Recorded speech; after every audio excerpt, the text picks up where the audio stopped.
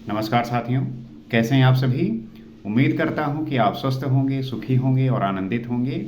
श्री रामचरितमानस में आपका स्वागत है। हम श्री राम के चरित्र का गुणगान करते हुए जीवन के विभिन्न क्षेत्रों को समझने और जानने का प्रयास करते हैं, क्योंकि ये ग्रंथ आपको जीवन को जीना सिखाती है। आपको जो है जीवन में किस प्रकार से अपने को साधना है, कैसे जो है इस यज्ञ की प्रक्रिया में अपने आप को जानना है, ये ग्रंथ आपको सिखाती है। आवश्यक है कि आप जो है इसका अध्ययन करिए, आप इसका पाठ करिए, और जब आप नित्य इसको सुनते हैं, पढ़ते हैं, तो आपको जो है ये ज्ञान अवश्य होता है। हमारे जीवन में जो सबसे महत्वपूर्ण है वो ये है कि हम अपने जीवन में धैर्य धारण करें, हम पेशेंस लेके आएँ। और जब तक ये धैर्य रहेगा आपके जीवन में, आप जो है अपनी स्थिति से कभी भी परेशान नहीं होंगे, आप जो है बेचैन नहीं होंगे, आपको जो है चिंताएं घेर नहीं सकती। आपके अंदर ठहराव, आपके अंदर जो है चीज़ों को समझने की जो क्षमता है वो जो है प्रगाढ़ होनी चाहिए, मजबूत होनी चाहिए। मुझे पूरी उम्मीद है कि आप जो है इस ग्रंथ का नित्य पाठ कर रहे होंगे, और जिस प्रकार से हमने पिछले एपिसोड में ये समझा कि श्री रामचंद्र जी और लक्ष्मण जिस प्रकार से उस धनुष यज्ञशाला में बैठे हुए हैं, तो वो उसी प्रकार से दिख रहे हैं जैसे कि आकाश में तारों के बीच में चंद्रमा जो है दिख रहा हो। आगे की कथा गोस्वामी तुलसीदास जी किस प्रकार करते हैं, आइए जानते हैं और समझने का प्रयास करते हैं। व्यर्थ मरहु जनि गाल बजाई, मन मोदकनी की भूख बुताई, सिख हमार सुन परम पुनीता, जगदम्बा जानहु जी सीता। गाल बजाकर व्यर्थ ही मत कर मरो, मन के लड्डुओं से भी कहीं भूख बुझती है। हमारी परम पवित्र निष्कपट सीख को सुनकर सीता जी को अपने जी में साक्षात जगत जननी समझो। उन्हें पत्नी रूप में पाने की आशा एवं लालसा छोड़ दो। उनमें से जो कुछ राजा हैं, जो प्रजाजन है, जो बुद्धिमान हैं, भगत हैं, धर्मात्मा हैं, सयाने हैं, वो कह रहे हैं कि गाल बजाकर व्यर्थ ही मत मरो, मन के लड्डुओं से कहीं भूख मिटती है। अगर आपने ये सोच रखा है ख्याली जो पुलाव पकाते रहते हैं, आज के समय में प्रॉब्लम क्या है कि हर कोई जो है अपने मन में ख्याली पुलाव पका रहा है। मतलब सपने तो बहुत बड़े बड़े देखते हैं, लेकिन उसके लिए जो मेहनत चाहिए, उसके लिए जो वर्क चाहिए, जो काम चाहिए, वो जो है कोई नहीं करना चाहता। उससे सब भाग रहे हैं, और वही जो है उनके सारे परेशानियों का कारण बनता है। वही जो है समझा रहे हैं हम, हमारी परम पवित्र निष्कपट सीख को सुनकर सीता जी को अपने जी में साक्षात जगत जननी समझो। वो कह रहे हैं कि सीता जी को जो है साक्षात जगत जननी समझो, उन्हें पत्नी रूप में पाने की आशा एवं लालसा छोड़ दो। ये बात जो है धर्मात्मा और हरिभक्त कह रहे हैं। जगत पिता रघुपत ही बिचारी, भरि लोचन छब लेहु निहारी, सुंदर सुखद सकल गुण राशि, ए दो बंधु शंभु उर्वासी। और श्री रघुनाथ जी को जगत का पिता परमेश्वर विचार कर नेत्र भर कर उनकी छवि देख लो, ऐसा अवसर बार बार नहीं मिलेगा। वो समझा रहे हैं कि श्री रघुनाथ जी जगत के पिता हैं, परमेश्वर हैं, ऐसा विचार कर नेत्र में भरकर उनकी छवि को देख लो, क्योंकि ऐसा जो है बार बार देखने को नहीं मिलेगा। हमारे साथ यही समस्या होती है कि जब हमारे सामने कुछ अच्छा प्रकट होता है, कुछ अच्छा होता है, तो हम उसे ग्रहण नहीं कर पाते, हम उसे जो है प्राप्त नहीं कर पाते। हम सदैव जो है बस और चाहिए और चाहिए, और हो जाए और हो जाए, उस चक्कर में जो आपके पास वर्तमान में है उसे जो है हम मिस कर देते हैं, उसे जो है हम छोड़ देते हैं, और वही जो है आपके सारे दुखों का कारण होता है। सुंदर सुख देने वाले और समस्त गुणों की रास, ये दोनों भाई शिव जी के हृदय में बसने वाले हैं। सुंदर सुख देने वाले समस्त गुणों के जो राशि हैं, ये दोनों भाई शिव जी के हृदय में बसने वाले हैं। स्वयं शिव जी भी जिन्हें सदा हृदय में छिपाए रहते हैं, वो तुम्हारे नेत्रों के सामने आ गए हैं। शिव जी जो है वो सदा हृदय में छिपाए रखते हैं, वे तुम्हारे नेत्रों के सामने जो है आ गए हैं। सुधा समुद्र समीप बिहाई, मृगजल निरख मरहु कृत कतधाई, करहु जाई जा कहु जोई भावा, हम तो आज जन्म फल पावा। समीप आए हुए भगवत दर्शन रूप अमृत के समुद्र को छोड़कर तुम जगत जननी जानकी को पत्नी रूप में पाने की दुराशा रूप मिथ्या मृग जल को देखकर दौड़कर क्यों मरते हो। जो धर्मात्मा है, सयाने हैं, वो समझा रहे हैं, कह रहे हैं कि आपके समीप जो है भगवत दर्शन रूप प्रकट है। अमृत के समुद्र छोड़कर तुम जगत जननी जानकी को पत्नी रूप में पाने की दुराशा रूप मिथ्या कर रहे हो। मृग जल को देखकर दौड़कर क्यों मरते हो। फिर भाई, जिसको जो अच्छा लगे वही जाकर करो। हमने तो श्री रामचंद्र जी के दर्शन करके आज जन्म लेने का फल पा लिया, जीवन और जन्म को सफल कर लिया। जिस प्रकार से व्यक्ति मृग जल को देखकर दौड़कर मर जाता है, आप देखते होंगे मृग मरीचिका के बारे में सुने होंगे। रेगिस्तान में आप जाएंगे तो वहां पाएंगे कि दूर से आप देखते हैं तो वहां पे रेत पे आपको लगेगा कि वहां कोई जलाशय है, वहां पे कोई पानी भरा हुआ है, लेकिन जब आप पास के जाके देखते हैं तो वो रेत ही होता ही है। उसी प्रकार से ये ख्याली जो आप बुन रहे हो तुम लोग कि सीता को पत्नी के रूप में बनाएंगे, ये छोड़ दो। वो जगत जननी है, उनको जो है दर्शन मात्र करके प्रणाम करो। अस कही भले भूप अनुरागे, रूप अनूप बिलोकन लागे, देख ही शुभ नभ चढ़े विमाना, बरस ही सुमन करहि कल गाना। ऐसा कहकर अच्छे राजा प्रेममग्न होकर श्री राम जी का अनुपम रूप देखने लगे। जब ऐसा कहा तो जो अच्छे राजा थे वो प्रेममग्न होकर श्री राम जी का जो अनुपम रूप है वो देखने लगे। मनुष्यों की तो बात ही क्या है, देवता लोग भी आकाश से विमानों पर चढ़े हुए दर्शन कर रहे हैं और सुंदर गान करते हुए फूल बरसा रहे हैं। मनुष्य क्या, देवता गण भी जो है आकाश में विमानों पर चढ़े हुए दर्शन कर रहे हैं और सुंदर गान करते हुए फूल की वर्षा कर रहे हैं। ये जो है प्रभाव है। जान सुअवसर सीय तब पठई जनक बुलाए, चतुर सखी सुंदर सकल सादर चली लवाए। तब सुअवसर जानकर जनक जी ने सीता जी को बुला भेजा।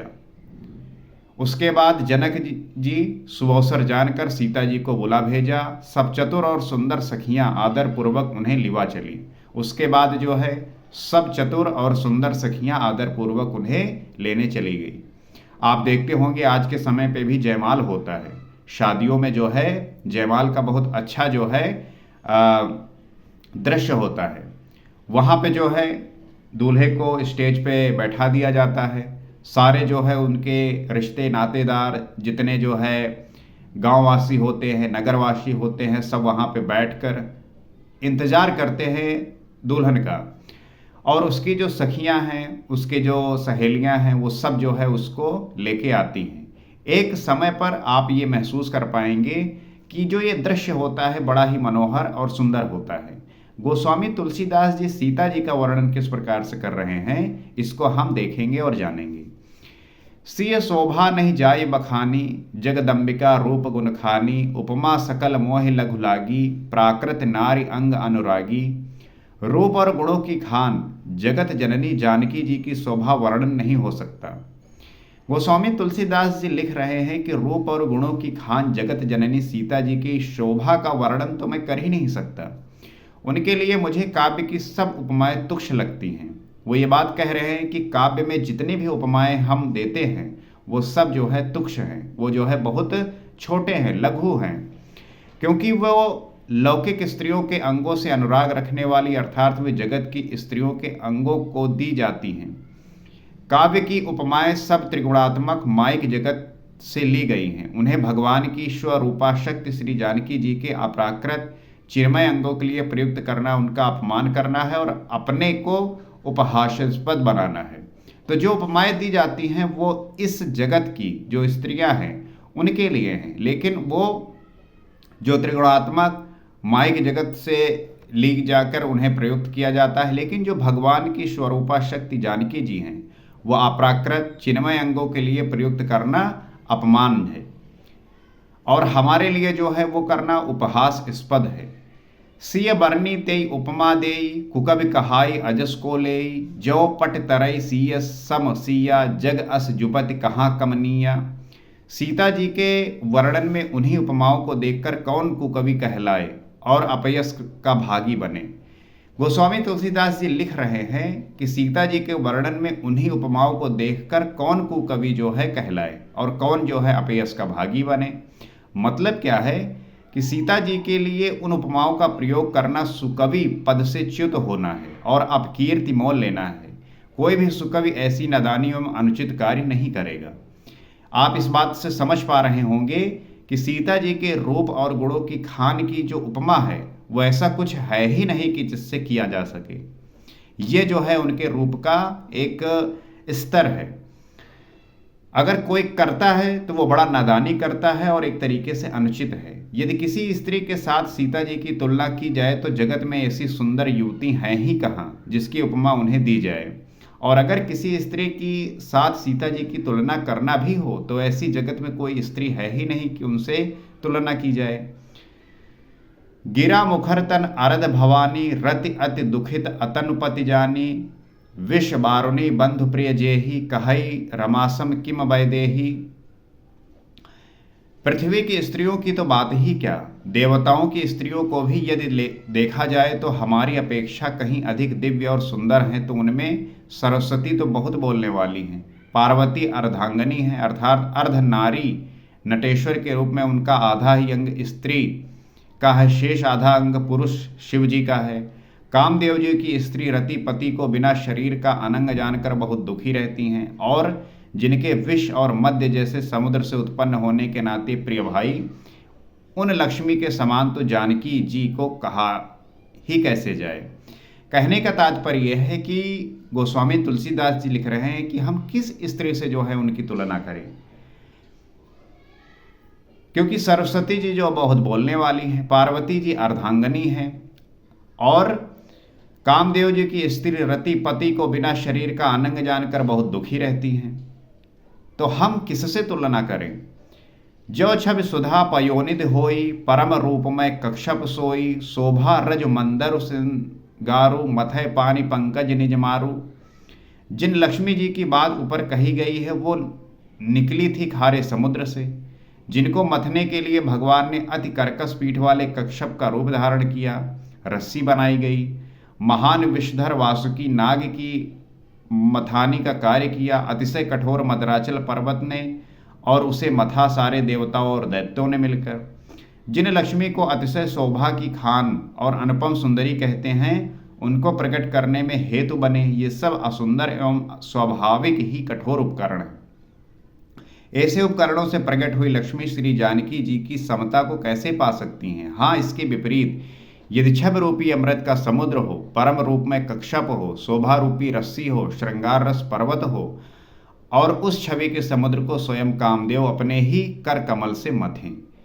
ये थोड़ा गूढ़ है, ये थोड़ा कॉम्प्लेक्स है, लेकिन अगर आप इस बात को समझे होंगे तो पूरी तरीके से बात को आत्मसात किया होगा कि जब कोई हम तुलना करते हैं, जब आप किसी ऐसे व्यक्ति की तुलना करते हैं जहाँ पे कोई हो तब तो ठीक है, लेकिन अगर कोई है ही नहीं तो तुलना क्या करोगे। आप भले ही किसी भी चीज़ का जो है वर्णन कर लीजिए, कुछ भी कह लीजिए, लेकिन वो अवर्णनीय है, वो कल्पना करने बस हम बस सोच सकते हैं, प्रयास कर सकते हैं। अहविद उपजय लक्ष्य जब सुंदरता सुखमूल तदपि सकोच समेत कवि कहई सीय समतूल। इस प्रकार का संयोग होने से जब सुंदरता और सुख की मूल लक्ष्मी उत्पन्न हो तो भी कवि लोग उसे बहुत संकोच के साथ सीता जी के समान कहेंगे। इसके बाद इस प्रकार संयोग होने से जब सुंदरता और सुख की मूल लक्ष्मी उत्पन्न हो तो भी कवि लोग उसे बहुत संकोच के साथ सीता जी के समान कहेंगे। कहने का मतलब क्या है कि जिस सुंदरता के समुद्र को कामदेव मथेगा वो सुंदरता भी प्राकृत लौकिक सुंदरता ही होगी, क्योंकि कामदेव स्वयं भी त्रिगुणमयी प्रकृति का ही विकार है। अतः उस सुंदरता को मथ कर प्रकट की हुई लक्ष्मी भी उपर्युक्त लक्ष्मी की अपेक्षा कहीं अधिक सुंदर और दिव्य होने पर भी होंगी प्राकृत ही। अतः उसके साथ ही जानकी जी की तुलना करना कवि के लिए बड़े संकोच की बात होगी। जिस सुंदरता से जानकी जी का दिव्य अति दिव्य परम दिव्य विग्रह बना है वो सुंदरता उपर्युक्त सुंदरता से भिन्न अप्राकृत है। वस्तुतः लक्ष्मी जी का अप्राकृत रूप भी यही है। वो कामदेव के मथने में नहीं आ सकती और वो जानकी जी का स्वरूप ही है, अतः उनमें भिन्न नहीं है। और उपमा दी जाती है भिन्न वस्तु के साथ। आप इस बात को समझना। इसके अतिरिक्त जानकी जी की प्रकट हुई हैं, जानकी जी प्रकट हुई हैं स्वयं अपनी महिमा से। उन्हें प्रकट करने के लिए किसी भिन्न उपकरण की अपेक्षा नहीं है, अर्थात शक्ति शक्तिमान से अभिन्न अद्वैत तत्व है, अतएव अनुपेय है। यही गूढ़ दार्शनिक तत्व भक्त शिरोमणि कवि ने इस अभूतोपम अलंकार के द्वारा बड़ी सुंदरता से व्यक्त किया है। मुझे पूरी आशा है कि आप इस बात को समझे होंगे कि तुलना हम उस चीज से करते हैं जो भिन्न है। जिस लक्ष्मी की जो है अवतार है सीता जी, हम उनसे तुलना क्या करेंगे, वो तो एक ही हैं। इस वजह से उनकी तुलना जो है हम किसी भी स्त्री से नहीं कर सकते। कवि जो है इसी बात को मानकर वो अपने को इस प्रकार से प्रकट कर रहे हैं कि उनकी जो है हम सुंदरता, उनके जो है रूप का जो है वर्णन करना, ये किसी भी तरीके से ठीक बात नहीं है। हम बस उनका जो है उस दिव्य रूप का जो है दर्शन मात्र कर सकते हैं। मुझे पूरी आशा है कि आप जो है इससे इस कथा का आत्मसात करके अपनी समझ को विकसित कर रहे होंगे, समझ पा रहे होंगे। और श्री रामचरितमानस आपको जो है सदैव वो ऊर्जा, वो जो है सकारात्मक बातें सिखाती है जो आपको आपके जीवन में सदैव काम आएंगी। नित्य इस चैनल पे हम इसका पाठ करते हैं, अध्ययन करते हैं, और अगर आप नित्य इसको सुनते हैं तो आपके जीवन में जरूर जो है नित्य एक नया जो है परिवर्तन आएगा। इस चैनल से आप जुड़ सकते हैं क्योंकि हम इस पे नित्य पाठ करते हैं, इसका जो है आप आनंद ले सकते हैं। आज इतना ही, अगले एपिसोड में हम आगे देखेंगे। सीताराम।